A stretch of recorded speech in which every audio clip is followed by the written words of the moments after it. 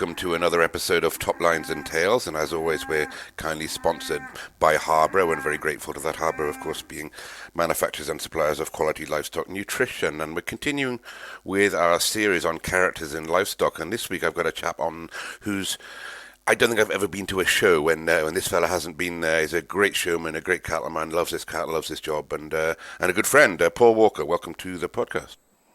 Hello, Andy. Thank you for asking me. And Paul, as I said, you always seem to be at every single show, but let's go back to where we probably first met, and that would be the Royal Smithfield show, and that's probably, like many of us, it's the place that got you started with your love of showing cattle. Yeah, well, it was, Andy. My livestock started from showing dairy cattle, really. Mm-hmm. I was a full-time foot trimmer, and then I got friends with dairy cattle when I was showing dairy cattle, and then I met a lot of friends through the foot trimming, and that's what took me to beef cattle, really. I remember your days of foot trimming. In fact, there were one or two of you around that area there, and you'd be along with Bart, of course, Richard Bartle. He started pretty much as a foot trimmer as well. You guys sort of progressed into the cattle showing world from the same beginnings, really. Very much so, yeah. I had a spell of working with Bart at Willow Lodge for a while. Mm-hmm. And I mentioned Smithfield, and of course Smithfield gets frequently mentioned on this podcast till everybody's fed up with hearing about it, but the same as myself, you'd go down there in your younger days and you'd learn such a lot from these old characters, wouldn't you? Oh yeah, I learned a lot by standing watching. I asked a few questions, but I probably never got them answered how I wanted them answered, but I learned a lot by standing watching people and whatever you like, you know. And it was an incredible place, wasn't it, going into Smithfield, walking into that big hall? And it's just electric from the time you got there early hours of the first morning in the car park, to the time going from the car park to the vet inspection. It was just, every bit of it was just electric, just an experience, like. Yeah, and then different things like you ringworm, and you think, have you covered it up properly? Is anybody going to spot it? And just all different things, like, you know. Yeah. And then one particular thing what sticks in my mind about Smithfield is walking up that ramp on a frosty morning, mm-hmm. and the drop off the edge. Yeah, you're quite right. That was, looking back on it, was probably quite dangerous. If you went over that wall, you're literally straight down onto the train tracks below. But I don't think anybody ever did. And Paul, you'd have brought cattle in your younger days, or maybe you didn't in your first few turns. You'd come in as under stockman, wouldn't you, for one or two? Yeah, I was helping George Cormack at the time, and Colin Suter when he used to take a team of cattle down there. And you mentioned George Cormack, and of course one of the greatest stockmen that ever lived, I think. And George no longer with us, but George was just such an able man, and he'd bring cattle in for himself in the early years, and his introduction doesn't need putting out there, but to learn from a man like that was just he was a legend, wasn't he? Yeah, he was a legend in his own right. But the whole family are legends, to be quite honest. I can't take nothing away from the family of stocksmen, like. Mm. They're all great stocksmen, the way they bring cattle out and prepare cattle, and just top notch. And how would you get into to a man like George? George wouldn't take anybody on. He wouldn't. George was George, and we've had a few run-ins with us over the years. I'm sure you have as well. But how would you get into to get that job with George Cormack? Because it was. Well, it was all the time through the foot trimming. I was going foot trimming for Malcolm Smith, Jenko Lodge. Okay. And David Cormack was there at the time, and at that time I got quite friendly with David, and then. The Jenko Lodge sale, I did that with David and George, and then the Broadmeadow sale come up, and I did that, and then Billy Bedell's sale with George, and just kicked on from there, really. And it was the main person as well. I met Colin Suter from them early days, and through George Cormack. And George has been mentioned a few times on this podcast, and we can't really praise him enough. I mean, a massive stalwart for the Aberdeen Angus Society, especially when they were getting into the tougher times, and a passionate Scotsman, a fantastic cattle trimmer, and is someone we could all learn from. And George would probably take some credit for introducing Colin Suter into the business too. That's right, yeah, because Colin used to spend a lot of time at Broadmeadows when George was at Broadmeadows. Okay. And yeah, as I say, we become the best of mates, like. Colin and myself. And you mentioned Broadmeadows there again, another a well-known name amongst the industry, Douglas Crichton, and a great man that he was, and had some fantastic limousines at Broadmeadows, and he had some good belted Galloways there as well, I think. Oh, he was, yeah. Yeah, he was a legend. Nice man as well. Whenever you met him, he was always wanted to chat, and yeah, he was a great man, to be fair. And I know you're in quite a few breeds, Paul, and we'll talk about that maybe shortly. But limousines probably where most of us recognise you on the halter on the front of, and probably a breed you're very passionate about. And it would have been Broadmeadows that probably got you kicked off with that breed.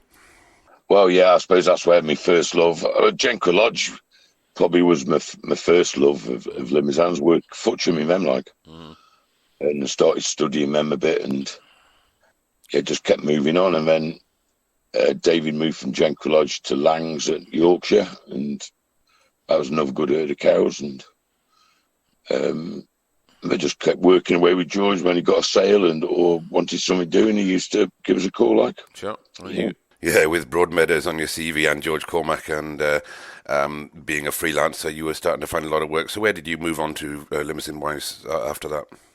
Yeah, well, Colin Suter then was approached by Dougie Marshall to bring his cattle out for the show seasons, and I think Colin was there for about 7-8 years doing them. And then I was quite involved with Colin. We'd become good mates at the time. And then Colin went on to a full-time job. And for those who don't know you, Paul, or who don't know the limousine industry, we're talking like a who's who here. We're going from one to the other. Dougie Marshall, of course, another great character in the livestock, great stockman himself, great judge of stock too, I think. And you're in there with some damn good cattle at Dougie's place. And when he went to a show, he didn't go to come second, did he? He won a lot of hardware over the years. Yeah, that's right. Fantastic. Yeah, and then when Colin went on to his full-time job, I took over showing the cattle at Mashes. Yeah. And then I had the pleasure of showing Ronick Mackenzie. Well, I still think she's one of the greatest cows there was, to be quite honest. Ronick Mackenzie, of course, was daughter of Broadmeadows Ainsley, wasn't she? Who again was one of those great show cows over the years there. And we're on the subject of Dougies, and of course there was another Dougie involved with Dougie Marshall, and of course that was Dougie Macbeth, who also says Mackenzie was one of the best cows he ever saw. But he certainly he worked for Dougie Marshall as well, didn't he? And staying with Ronick Mackenzie, she went on and she won a lot, didn't she? Maybe won more than her mother did. I know Dougie paid quite a bit of money for her, but she certainly did the work anyway. And went on to breed, I think. Yeah, 28,000 she was. And you had your time and your wins with Dougie Marshall. Then you moved on to somewhere I'd be more associate you with, Paul. Smith's of Bloxham. Said if you'd done your winning with Dougie Marsh, then your time at Smith's of Bloxham were halcyon days for you there. You'd have won a lot of prizes, always great cattle, and always brought out well, and bloody hard to beat for most of that time. Yeah, I had some good times with Smith's of Bloxham at the Royals, and a lot of the shows, the Welsh, and some real success with them as well. I never used to manage them. I used to show them with John Wilson. John Wilson was the stocksman there, and I just used to go in and get the cattle ready for the shows and go to the shows with him. I have to say, Paul, you're a very humble man. To say you just went in there and brought the cattle out for them is a little bit more than that. You wouldn't be in the job that you're in now if you weren't absolutely brilliant at doing that and bringing them out. And you've moved on yourself now. Let's go on to your own side of it. You've got a few cattle of your own now, haven't you? Tell us a bit more about this. No, I've got British Blues and Herefords, a few Herefords, yeah. I've not got many Blues left. Well, we're building back up again, but I had a reduction sale 6 years ago and sold the Blues and the limousines. And Crackley Bank, is that you? That's Crackley Bank's my prefix, yeah. Yeah. And I was involved in some of the early days in Blues, but there were three great characters, I suppose, that were all in those early days, and that would be in your part of the world, Jim Barber, of course, Graham Brindley, and Bart, who crops up regularly on this programme. Haven't been involved in a lot of breeds, but Paul, I'd put you in that school along with those guys there. That's there's Blues from that Staffordshire area have all stemmed back to that, and you're up there with the best of them. Well, that's very kind of you, but no, I haven't turned to being with them just yet. But Graham Brindley's a very one of my icons with the Blues, to be quite honest. Yeah, very much so. And Jim, I can't take anything away from Jim, but Graham was who I looked up to and who I'd listened to. Do you know what I mean? Mm. Because he'd been there, he got success at the shows and success in the sales as well. And of course, while we're talking about Belgian blues and Staffordshire, another man that we shouldn't miss out there that was in amongst that area and still is Danny Wiley, of course. But yeah, no, Danny. Yeah, I forgot about Danny. Don't forget Danny. Yeah, well, Danny. When I set up in blues when we got married, Danny gave us a pregnancy or a wedding present, and that was Crackly Bank Candy Girl, Okay. and she's done me a lot of good. Like, Mm-hmm. or two females. What did me a lot of good was Crackly Bank Candy Girl, and I bought my very first blue off Will Lodge. Okay, Will Lodge, of course. Yeah, again. Yeah, big in the blues back in the day. And Yeah, they were. of course, we're on the subject of your home area there in Staffordshire, and one of my early haunts, of course, was the Birmingham Prime Stock Show, which is at New Bigley Hall in Stafford, and that's where I learned my love of livestock and my love of showing. And Paul, you and I probably share that the love of showing fat stock cattle in the winter is there's nothing quite like it. And the Birmingham Fat Stock Show, or Prime Stock Show as it is now, would have only been second to Smithfield, and now probably would be one of the strongest shows in the country. And you've done your share of winning at that one, I think. Well, Stafford, the English Winter Fair, is my love because I was born and bred. I'm only 4 miles away from there, Okay. So that was always my love, like. Mm. But yeah, we've had a fair bit of success at the English Winter Fair. Yeah. A fair bit of success. Go on, number your successes there, because you've had a few. I certainly know the last, I think it's 2019, I think you picked up the silverware there, but you had your share there for a lot of years.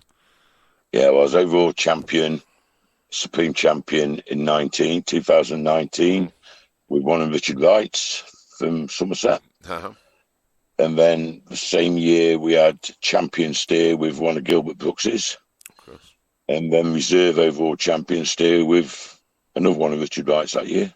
And Dickie Wright, another great cattleman, of course, and been at the job a long time. I mean, when I was back in it, so probably 25, 30 years maybe, and always a man like to win, and a good character all round. He's probably somebody I should get on and have a chat on this podcast one of the days. How long have you been there bringing out cattle for him, Paul? Yeah, 12 years. 12 years. Mm. Well, the job's getting harder and harder. You can't just walk into a sale and buy a beast now because everybody else is there, or you can walk into a field and buy a beast. Everybody's there looking for them, but Dickie would breed a few, wouldn't he? Maybe that's the best way. Yeah, he breeds most of them his own. Then he always has.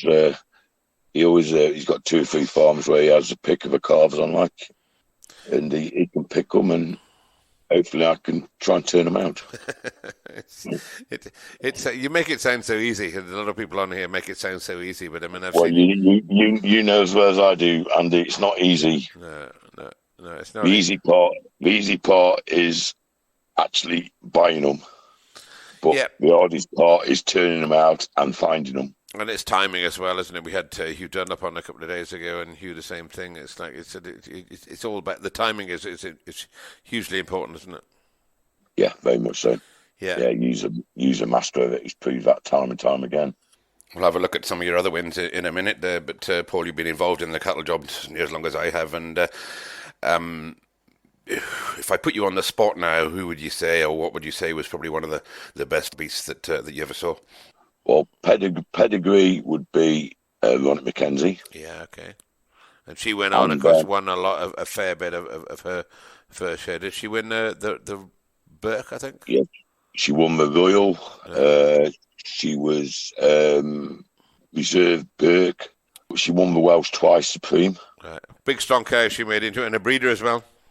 Oh, definitely a breeder as well. That's what I was going to say. There's not many of the show cows breed as well, and she did both, like. Yeah. And she's still got a strong influence in the Brockhurst herd, like. Good. A lot of daughters and granddaughters in there, like. And they're still coming through, and they're still breeding. And fat stock wise, come on, we're going to put you on the spot. You've been in more fat stock shows than me, and we've both been in a lot of fat stock shows, but pick one out. I like the Chevrolet you done like won Smithfield with. I can't think of a name. I knew you were going to put me on the bloody spot about that. would that be Dancing Queen? Dancing Queen. Yeah, Yeah, yeah. I just thought she was something very special. Like when she was in that glass box, she just shone in there, like you know.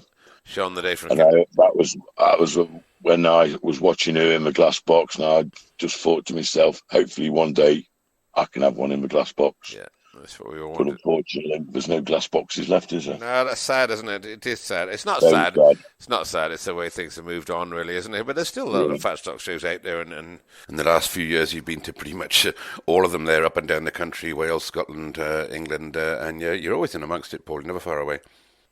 No, we've had quite a lot of success at the Welsh as well, and that to win the Welsh and be knocking on the door every year, sort of thing, is quite hard to do at the Welsh because the quality there is something else. Like, and now you've got the Scots come down to it as well, like, so it makes the competition even harder. That's worth a lot. I go back to the earlier days. In fact, the very first Welsh Winter Fair, we brought a beast out for Doug Lloyd, and we went on and won that, I think, in 1989 or 90. And people do, well, I don't think anybody does actually underestimate how strong the Welsh Winter Fair is, but the Scottish guys come down, and very rarely they take all the spoils. And in my younger days, I bought a lot of show cattle in Wales as well, and some great cattle in and amongst Wales. And Paul, yeah, you went on, I think as you said just now, went on and a couple of years ago, basically took all the titles there were. That was one of Richard Wright's again. I can't think of her name now, but yeah, we won that for 1 year with a red heifer, red mist, I think her name was. Okay. And then the year after that, we was overall champion steer, and then reserve to the overall champion with a heifer when Phil Price. Yeah. Okay. And as you said, you won. Was it the Winter Fair for Dickie Wright and Gilbert Brooks Reserve? Yeah, you've been there. English Winter Fair. That was with champion with Gilbert Brooks' steer, then reserve with Richard Wright's steer. Okay. And then my first championship, supreme champion at the English Winter Fair was one of Gilbert Brooks's. And Gilbert's again. And we'll just dwell on Gilbert Brooks for a second there. I go back a bit further than you. I can remember Gilbert's father, old Jack, and Jack winning, I think, the very last show in the old Bingley Hall in Birmingham before it burnt down, and that would be early 70s, 71 or 72 before they built the new Bingley Hall, and he won it with a pure Hereford steer going back that way, and Gilbert's been in amongst it. I've dressed cattle for Gilbert over the years, and of course, yeah, Colin's involved in there, and there's Martin out there as well. They're a good family of stockmen and cattlemen, but some man Gil always keeps coming back with the goods, and is just as passionate now as he ever was. Yes, yeah, he lives for his shows, to be fair. Yeah. He's just not had the last 3 or 4 years very good, but yeah, he's still got a couple of cattle to bring out this year, like. Yeah, you're back bringing his cattle out again, and I suppose a few people might ask, is it difficult to bring out cattle for two different exhibitors at the same time when you're competing against each other like that? You need to be diplomatic. Paul, is that what you are, a diplomat? No, but I'm quite lucky there. Richard and Gilbert get on well, and as I say, it's worked like that for the last 12 years. Like, yeah. You know, we try and do the same to other cattle, like, and as I say, we have different people helping us, like Colin Suter, and Colin Suter's daughter helps us quite a lot. She's able, isn't she? Yeah, very much so. Yeah. So, yeah, I don't think we're always thereabouts with both lots of cattle, like, so it's not been a problem at all, like. And moving on from the fat stock shows, of course, the bull job would be something you were involved in, and you'd have taken cattle. Would you have gone to the old market in Perth? I was lucky enough to go to the last sale in Perth. Okay. And you I was helping Richard McInnes then. Richard McInnes, another great cattleman, great stockman anyway, and very respected in the industry. And he would have some good clients. In fact, he'd have some of the top clients in the cattle world that you could get. With Richard, he used to do Goldies, Esmer Evanses, Linda Badette's. Yeah, look, we used to have a look at cattle to do, but in like Meardy and Goldies, it used to be the case of just going up and getting them soaped and helping them when they wanted help, sort of thing. And again, this is Paul being humble. He just mentions the names of the goalie and Mehdi. And these guys would have fantastic teams of cattle, huge teams. Sometimes I think Mehdi would have 25 and Jim might have 20 cattle there. I mean, it's a mammoth effort to get that many cattle. And some of them would all be back to back to back in the age range in the catalogues to literally one through to the next one. It's a huge operation. And Richard had the respect, as I said, of these people. And obviously they had your respect as well to get you involved in that. And even you just say just soaping them up. But I mean, you get through a wagon load of so you get to a fair few buckets of soap anyway during Perth week. A few buckets, to be fair. I've known Esma. I think the biggest team I've seen Esma with is 40 bulls. Well, no, that would be at the last Perth Market, not the old Perth Market, but the last Perth Market. Yeah. 14 bulls. I'm going to try and get Esma on the podcast if we can. And I mean, Esma is a fairly tight-lipped man, but interesting man to work for. But I mean, what a legend, eh? Yeah, very much so. Mm-hmm. Yeah, an interesting man to speak to when you can get him talking. Mm-hmm. And you mentioned Richard McInnes, and of course we've got young McInnes are all out there running about. They're doing their stuff. There was Richard, another able man, Richard, yeah, he is an able man. Mm-hmm. Like we met through working. I used to do a bit of work for Bob Powell as well. That's how I first met Richard. Working with Bob Powell.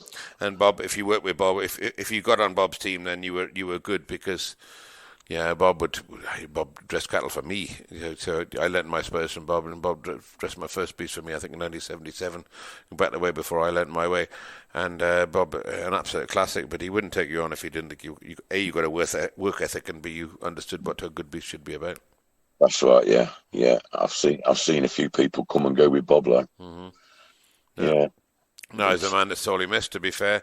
But you've kept going. I don't know how old you are, Paul. I wasn't going to ask you how old you are. You're not as old as me. I know that, but it might be bigger than me. 55. I'm 55, Andy. Okay, well, I feel 65. You've been at this. You feel 65. You've been at this job a long time, and you're still doing it. And this year, I've seen you out and about, and you were up in Scotland dressing cattle there for some fairly big teams as well. You've been up in Scotland, and tell us what you've been doing this year.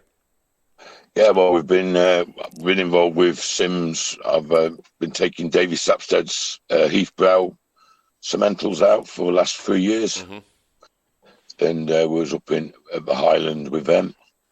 There have been a lot of big shows with them, to be fair, and quite a bit of success. And then the real success was the year before COVID, when he had a bull called Heathbrow Importance. Mm-hmm. And everywhere he went, he won Interbreed line. Interbreed, yeah. Yeah. Again, and then he ended up getting sold to Anne McPherson on a private deal. Sorry to laugh, Paul, but you just keep name dropping these names in there. Some of the greatest people in amongst the breed, and Anne McPherson being one of them, and her and her father, some fantastic cattle there. And you've ended up bringing cattle out for her this year. Not quite sure how that came about. I'm very able, yeah. She asked me at the Highland, would I go up to Black Isle and help her, because it was the national at the semi-national at the Black Isle, and she asked me if I would go up and help her at the Black Isle. Like. And then it was all linked in, because I bought her motor off her, like, so it all worked well, because I went up there to work, and then I bought the motor back with me, like, so. Method of the madness sort of thing. And you mentioned the Black Isle show. I suppose we should just give that a reference. I think there's two biggest one-day shows in the country. The one would be Burwatton down there in Shropshire, and the other one would be the Black Isle up there by Inverness, and both of them are big shows, and both on the same day. But the Black Isle show would be second only to the Highland, I suppose, as a fantastic event, and some wonderful cattle in all the classes up there. Bigger than all them. Yeah. Big company up there. It was massive, absolutely massive. I couldn't believe it. It was a one-day show. Mm. But I know we went there with the cattle on the float, and it took us nearly an hour to get in the showground, because they opened the gates up at 4:00 the night before the actual show. And the people, I never saw so many people. Like, it's phenomenal, isn't it? Absolutely massive. Well, you would go expecting to win, but you wouldn't go there taking it lightly, would you? No, you wouldn't. No, the cattle were quite special up there, to be quite honest. And how do you get on? Yeah, we was knocking on the door, and then we had, I think it was 5 firsts, reserve senior, reserve intermediate male, reserve junior male, and then reserve junior overall. and the cow and calf champion. You make it sound easy, but I would recommend anybody in anywhere to go to visit the Black Isle Show. It's one of the greatest shows in the country. I really, really love it, and I haven't been for a while. It was a good experience. Yeah. It was a good experience. Yeah, hard work. And never stopped from the time we got up to the time we finished the classes. Like, no time to go in the bar. No time to go in the bar for a dram, no, Paul. We did the night before, but not after, because the time we finished showing and went into the interbreed stuff, it was time the lorries were coming in to load up again. Like, the farthest I got to look around the commercial. So the Black Isle Show for you probably be a 1,000-mile round trip, Paul. And I don't know how many shows you go to. I did 3 shows, Wendy, and I did 3 shows this year, and it's about knackered me out. So how many shows would you do in a year? How many have you got? You still got some to do yet, I guess. How many shows in a year? I suppose the time I finished at Christmas, it'd be 16, 17. Yeah, 16 shows, and that pretty much is what you do, isn't it? Apart from your own cattle, of course, to the sales. Shows and sales will be more than that, I'm sure. But that's pretty much a freelance stockman is your full-time operation. Do you do anything else in between times? Do you get time? Yeah, I do a few sales, and then in my spare time, I drive a Decker for Gordon Gilder in my spare time. Okay, and you're on that just now? I'm on this just now, yeah. That'll be top sales or sheep sales time this time of year, I suppose. There'll be sheep going up and down the country. Yeah, getting into them, starting next week. Yeah. But I'm not here next week. I'm getting cattle ready for Edenbridge Show. Okay. Mash's cattle ready for Edenbridge Show, and then Bucks County. Dougie Mash, so you're back at Dougie Mash's again. Now he's a bit of a lull off the show circuit, but is he back there with vengeance? Yeah. Well, it's not so much Dougie now; it's his son Harvey. Okay. He runs the job now. Okay. And then Jimmy McMillan is started last week as full-time stockman. Right. Okay. But I'm still getting the job of bringing the cattle out, like so. You and Jimmy, of course, a great pairing, both inside the show ring and outside it when there's some crack to be had. And of course, Jimmy being a chip off the old block, old Jimmy McMillan. Of course, Jimmy would be a man that all of us would be up there with George Cormack, that all of us could learn from. And Jimmy, if you're out there, wishing you all the best. Yeah, very much so. Two good stockmen, showmen. Yeah, we shouldn't call him old Jimmy. Really, he's not that old. Well, I call young Jimmy old Jimmy now. But no, you still lots to learn off the pair of them. Like, especially young Jimmy, still lot to learn off him. Yes, as you said, Jim McMillan and Jim McMillan Senior, both very, very able, and Jim Senior would have been up there with John Lascelles and the guys there with sort of some of the most wins at the Royal Smithfield Show back in his day, and he wouldn't have forgotten any of that. And hey, a long time ago, Paul, yeah, we're getting to be the old ones now. That's the worrying bit, Andy. We are the old boys. Like we used to be the kids and look up to, like the Jimmy McMillans and the Fred Smiths, the Ali Smiths, and George Cormacks and all them. And now we're the old guys. I don't think we're as good as the old guys, to be fair. I wouldn't put myself in their bracket anyway. But the one privilege we get, of course, as we get older, is we do get to judge a little bit, and you'll get out on the judging circuit, Paul, and get out and do a bit. Yeah, we've done a bit of judging around the country, Andy. Well, some of my highlights would be judging Balmoral. Okay. In Ireland. Great show. Tullymore. Mm-hmm. Yeah, good shows. But that was the old showground when there was 27 heifers in the one class. Wow. And 18 cows in the blue class. Okay. I think that puts that sorts you out. It's nice to judge the shows. I suppose judging the shows and sales is harder, but it's nice to judge the shows like that, and you do get treated like bloody royalty at the Balmoral. They do look after you, don't they? Oh yeah, it was fantastic. Like, it was fantastic. Good. Yeah, was sorting out that cow class, and the heifer class was, and the bull class. You know, just took it. That would be my first big show, Balmoral, to be quite honest. Mm-hmm. No, well, but then my bull went on to be junior interbreed champion in that. Yeah, it's always nice when the animal that you judge to be breed champion goes on and does well in interbreed. And talking about interbreeds, Paul, you're into 2 or 3 different breeds now with the Herefords. We haven't even talked about your Herefords. That probably you'll be getting appointments now for judging interbreeds. Man in the middle.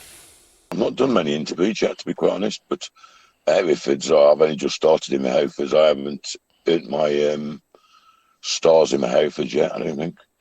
Well, So, but, let's go into the Herefords for a second, because I mean I know you're pals with Boomer Birch, again another Staffordshire boy, and old Roger. Of course, Roger, if you're listening, hello, Rog. I saw him at the Yorkshire Show, and he's still on form, but. Yeah, Boomer's got into the Herefords and made a bloody good fist of it in the last 2 or 3 years, and yeah, we're riding on a little bit on the back of that, I guess. yeah, that's probably where I got the love for the Herefords, watching Boomer with his Herefords, and of course when Boomer wanted anything doing and he couldn't manage it himself, I used to go and help him with them and what have you. And then of course Graham Brindley's in partnership with Boomer as well with the Herefords. Mm-hmm.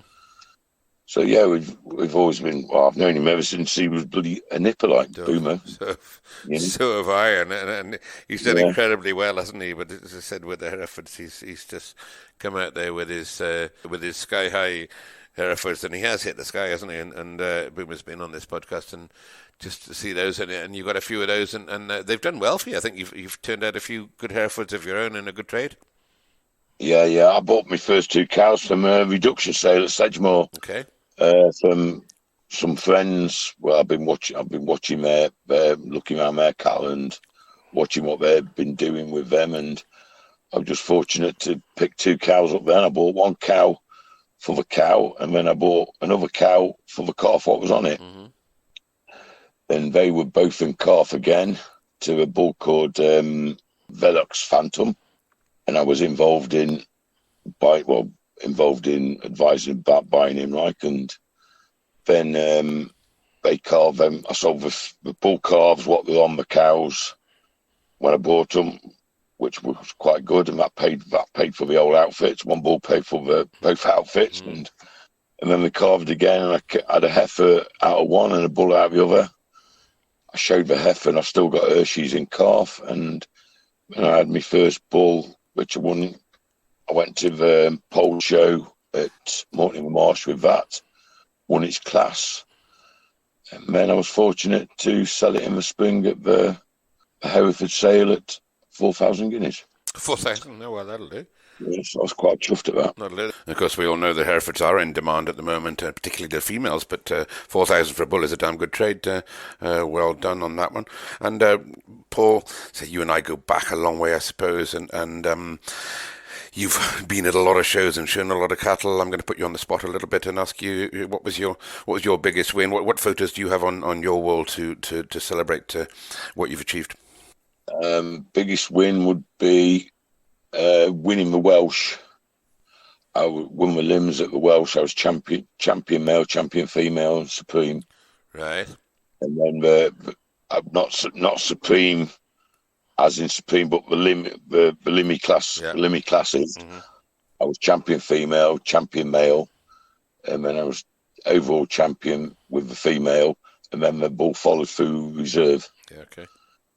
Yeah. No, and that was Blockhurst Mackenzie and Ronnie Blockhurst Revere and Jim Bloom judged that day. Jim Bloom, another great judge and a stalwart of the breed. Hello, Jim, if you're listening. And Paul, as I said, you've been in the show ring with a lot of different breeds, and always been the man to beat as far as I'm concerned. You're always up there near the top, and you're still doing it, Paul. I mean, we're reaching an age now where it gets a little bit harder to do, but no sign of retirement for Paul at the moment, I don't think. I always said I'd keep on doing what I'm doing, why I enjoyed it. Yeah. But as soon as it started getting a task, I would pack in there. Brilliant. Well, Paul, as I said, with your own cattle and all the other ones there, you'll be coming into sale time shortly, and then of course on to the fat stock shows, and look forward to seeing you about there. Will you be doing? If you're doing the Agri Expo at Carlisle, well, I'll be there on the microphone to do the commentary, so I'll give you a bit of stick there for sure, Paul, because you've always given me enough over the past. Yeah, Agri Expo, Beef Southwest, English Winter Fair, Welsh Winter Fair, and hopefully go to the Scottish Winter Fair as well. Good. Look forward to seeing you, Andy. Paul, you come over as a very humble man, and you should really give yourself more credit, because in my eyes you're one of the best stockmen that I've known. So it's a great pleasure to speak to you today. Thank you very much for that, Andy. Paul, brilliant. Super to speak to you. Thank you very much for being on Top Lines of Tails. All the best. Thank you very much. Cheers, my man. Bye-bye. Thank you for listening to this week's episode of Top Lines and Tails, and kindly sponsored by Harborough, suppliers and manufacturers of quality livestock nutrition and nutritional advice. Please visit their website and why not contact Harborough and let them help you get on top of your cost of production with a free, no obligation review of your current production systems. As I said, find them on their website or on social media. And whilst you're on social media, why not look out our Top Lines and Tails Facebook page, where you'll find photographs to back up this and other episodes.